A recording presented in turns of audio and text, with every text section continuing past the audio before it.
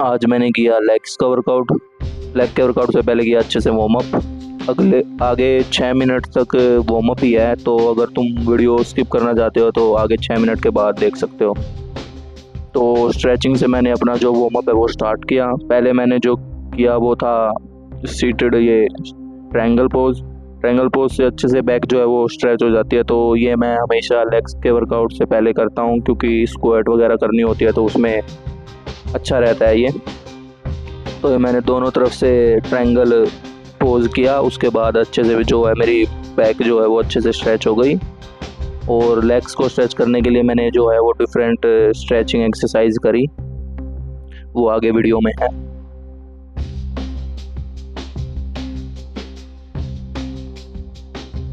Back को और अच्छे से स्ट्रेच करने के लिए मैंने जो है ट्रायंगल पोज के बाद जो कोबरा पोज भी किया।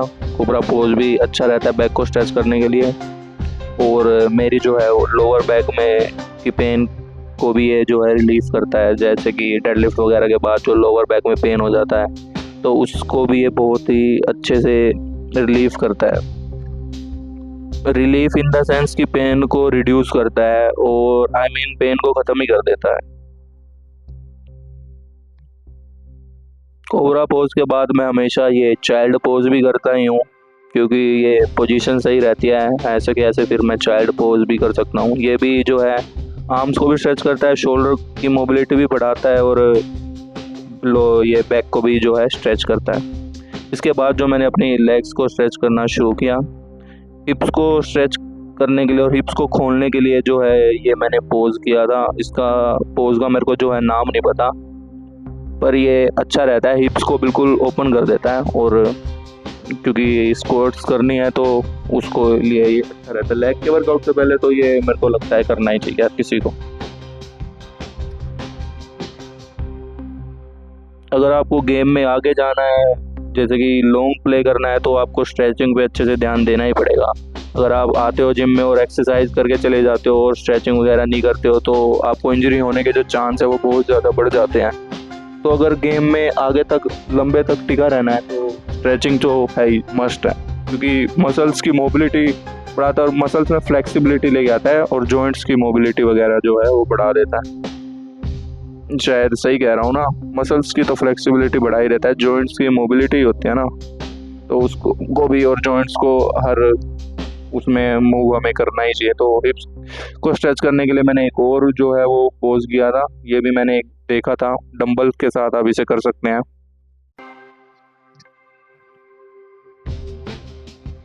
आप बिना डंबल के भी इसे करते हैं लोग, लेकिन डंबल से जो है वो और ज़्यादा आपको स्ट्रेच अच्छा मिलता है।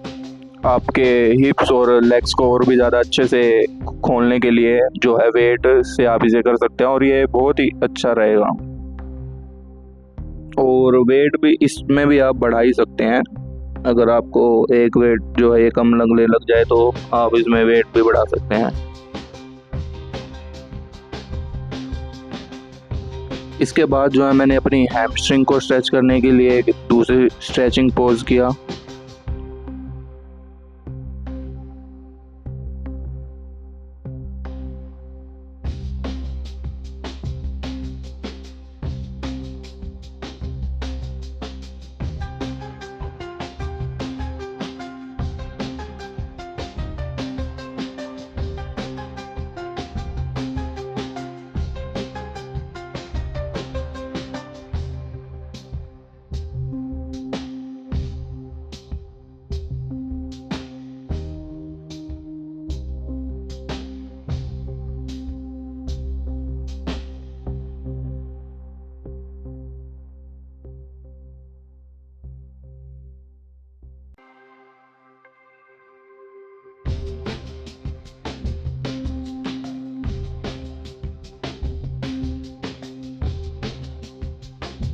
हैमस्ट्रिंग को स्ट्रेच करने के लिए मैंने ये वाला पोज जो है वो किया। इनमें से आधे से ज़्यादा जो पोज है उनके मुझे नाम नहीं पता, मैं बस ये सारे पोज ऐसे ही करता हूँ, नाम मुझे नहीं पता। अगर आपको नाम पता है तो आप कमेंट में बता सकते हैं। इससे जो है इस पोज से जो और एक्सरसाइज से जो मेरे हैमस्ट्रिंग और नीज दोनों स्ट्रेच होते हैं, और थोड़े बहुत काफ भी। और ये बहुत अच्छा रहता है ये स्ट्रेच भी, ये आपके जो है बहुत अच्छा स्ट्रेच देता है बोथ लेग्स पे। तो इसको अच्छे से परफॉर्म करने के बाद जो है मैंने अपना नेक्स्ट स्ट्रेच किया।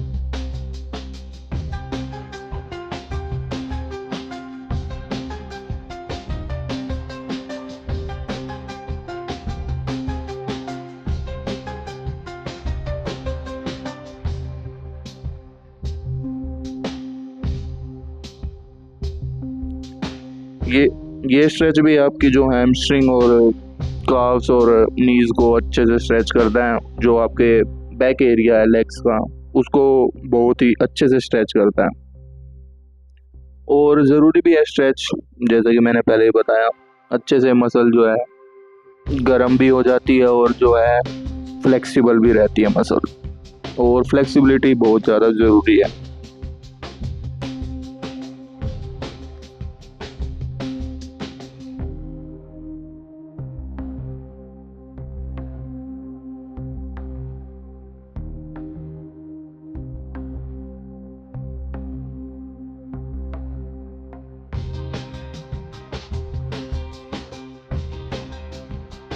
तो स्ट्रेच करने के बाद जो है मैं अपनी एक्सरसाइज पे मूव ऑन किया।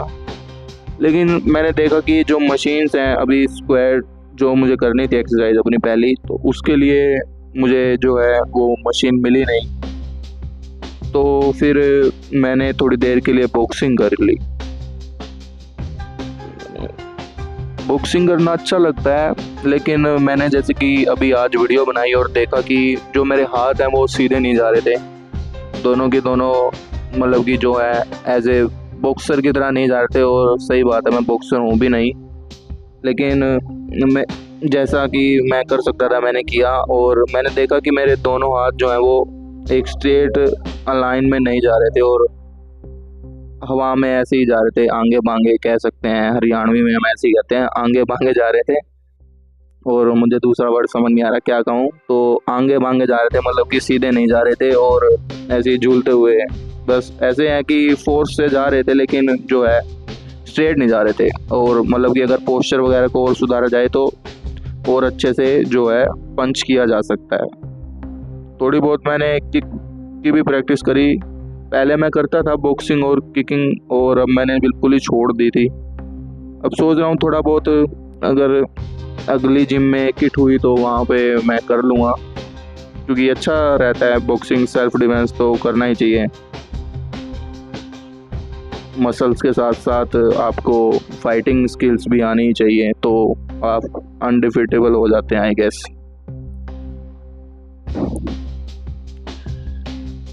बॉक्सिंग भी मैंने 6-7 मिनट के लिए की थी, तो अगर आप स्किप करना चाहते हैं तो आगे 6-7 मिनट के लिए स्किप कर सकते हैं। उसके बाद जो है मैंने अपनी मेन एक्सरसाइज शुरू करी।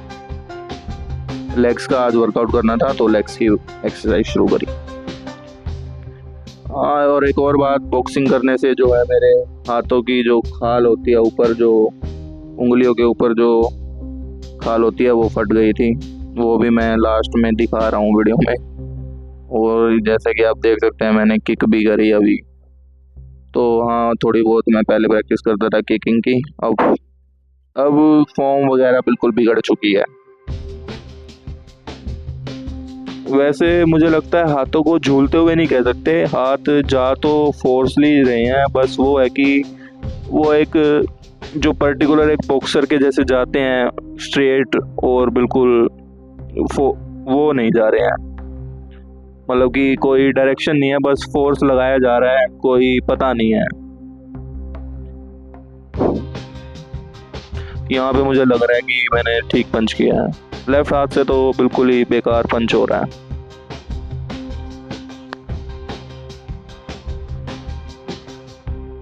मैंने सुना था कि फाइटिंग करने के लिए भी स्टेमिना बहुत चाहिए होता है, क्योंकि आप देखते होंगे 3-3 मिनट के राउंड होते हैं और जो प्लेयर्स होते हैं वो बिल्कुल थक जाते हैं और हाफने लग जाते हैं। क्योंकि जो उसमें बॉक्सिंग में और किक बॉक्सिंग में, हर किसी भी स्पोर्ट में, फाइटिंग में भी जो स्टेमिना है वो चाहिए ही होता है। आपके सांस जो है वो फूल जाते हैं अगर आप अच्छे से अगर प्रैक्टिस नहीं करते होंगे। और मेरी भी फूल गई थी जब मैं बॉक्सिंग करके हटा, तो मेरी बिल्कुल सांस जो है वो बहुत ज़्यादा फूल गई थी। इसके बाद जो है मैंने एंगल चेंज करके भी थोड़ा पीछे से मैं देखना चाहता था कि कैसा आ रहा है। एंगल चेंज करके भी की थी बॉक्सिंग थोड़ी। वैसे बहुत पहले ही और यहाँ पे बॉक्सिंग करते हुए जो मेरे हाथों की जो खाल है, स्किन है, वो फट चुकी थी, लेकिन मैं फिर भी कर रहा था क्योंकि मज़ा आ रहा था। हाँ, बॉक्सिंग में मज़ा आता है कि आप किसी को पीट रहे हैं तो उसमें मज़ा तो थोड़ा आता ही है। मतलब कि मैं मारना किसी को पसंद नहीं करता हूँ, पर हाँ थोड़ा हिट को मारने में मज़ा आता है। तो मैं ये कह रहा था कि यहाँ पे जो मेरी खाल है वो फट चुकी थी। वैसे मैं देख रहा हूँ कि मेरी जो बैक की शेप है वो अच्छी लग रही है, इसमें वी शेप सी दिख रही है थोड़ी। अगर आप भी इसमें सहमत है तो कमेंट कर सकते हैं, मतलब कमेंट करके बता सकते हैं कि कैसी लग रही है। वैसे मेरे को तो अच्छी लग रही है।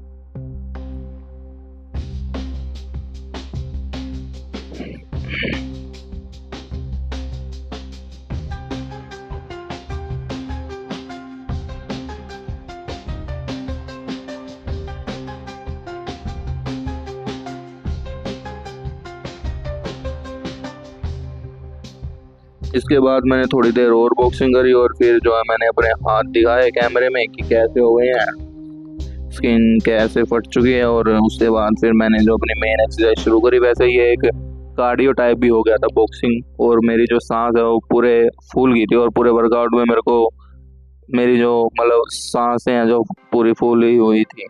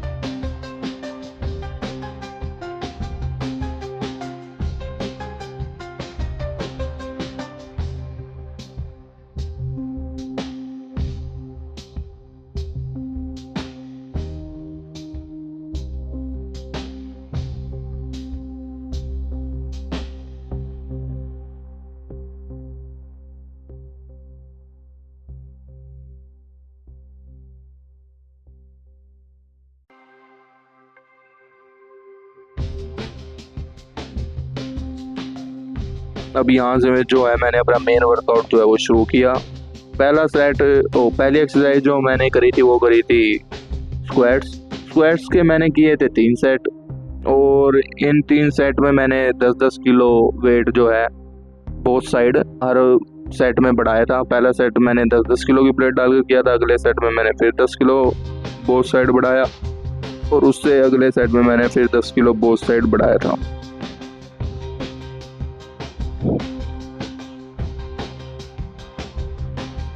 लेग के वर्कआउट अगर मैं पहले बताऊं जो मैं करता था, तो मैंने कभी भी स्क्वाट्स करी नहीं थी, क्योंकि बच्चे बोलते थे उस टाइम में स्क्वाट्स वगैरह करने से जो है हाइट रुक जाती है। तो मैंने कभी स्क्वाट करी नहीं थी, और इसलिए मुझे लगता है कि अभी मुझसे जो, क्योंकि मैं अभी करने लगा हूँ, मुझे ऐसे ही 2-3 मंथ ही हुए हैं स्क्वाट्स करते हुए। और जो है मैंने लेग एक्सटेंशन वगैरह और हैमस्ट्रिंग कर्ल और लेग प्रेस वगैरह करता था मैं हमेशा, जब भी लेग का दिन आता था। मैंने कभी भी स्क्वाट नहीं करी थी, तो इसीलिए मुझे लगता है कि स्क्वाट्स में जो है मुझसे ज़्यादा अभी वेट उठ नहीं रहा है एज़ कम्पेयर टू, जैसे कि मैं अदर लिफ्ट्स में थोड़ा ठीक उठा लेता हूँ, लेकिन स्क्वाट्स में मुझे लगता है कि मुझे से अभी बहुत कम ही वेट उठता है।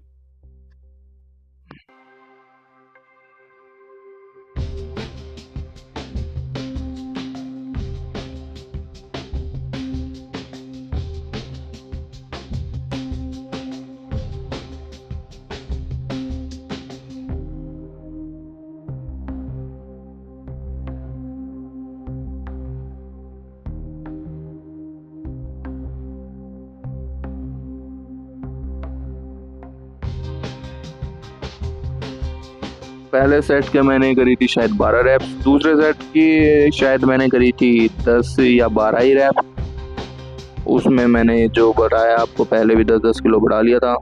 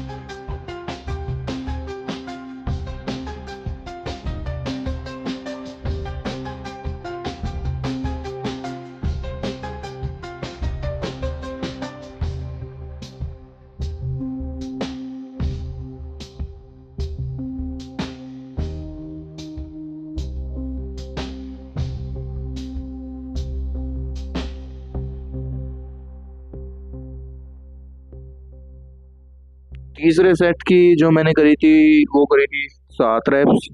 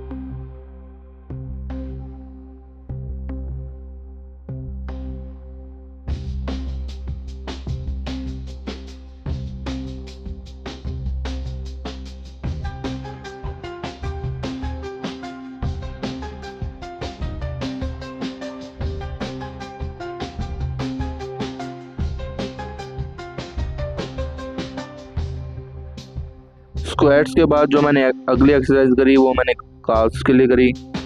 काफ्स के लिए मैं काफ्स को भी बहुत टाइम बाद ट्रेन कर रहा हूँ, तो काफ्स के लिए वैसे मैंने बस 2 ही सेट किए और दोनों सेट जो है वो मैंने सेम वेट से किए थे और इसकी मैंने शायद 25-25 रैप्स करी थी।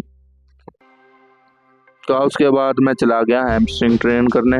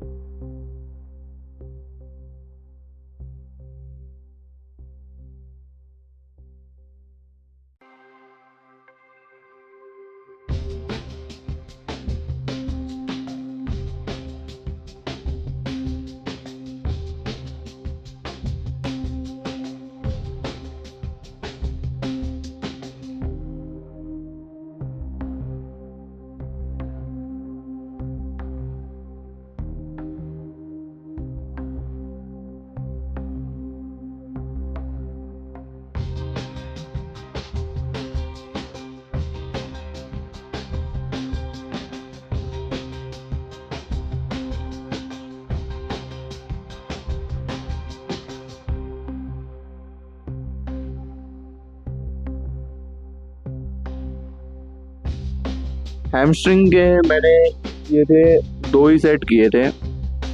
हैमस्ट्रिंग को भी मैंने 2 ही सेट किया। आज जैसे कि मैं बता रहा था, मैंने बॉक्सिंग की थी तो मैं पूरा थक गया था, क्योंकि इट्स कार्डियो टाइप ही हो गया था वो। It's like cardio, I guess boxing भी कार्डियो ही है। कार्डियो भी में भी आता है और आपकी स्किल्स जो है उसको भी इम्प्रूव करता है। और कार्डियो तो बिल्कुल क्या ही बताएं, छोटा ही हुआ है। मैं स्ट्रेचिंग वगैरह कर रहा हूँ, कार्डियो भी अभी मेरा ज़्यादा चल नहीं रहा, तो बहुत ज़्यादा जो है मतलब सांस जो है मेरी फूल गई थी। तो इसीलिए बस हैमस्ट्रिंग की मैंने 2 एक्सरसाइज करी और दो एक्सरसाइज नहीं, 2 सेट किए, 1 एक्सरसाइज करी और उसके बाद फिर मैं चला गया घर।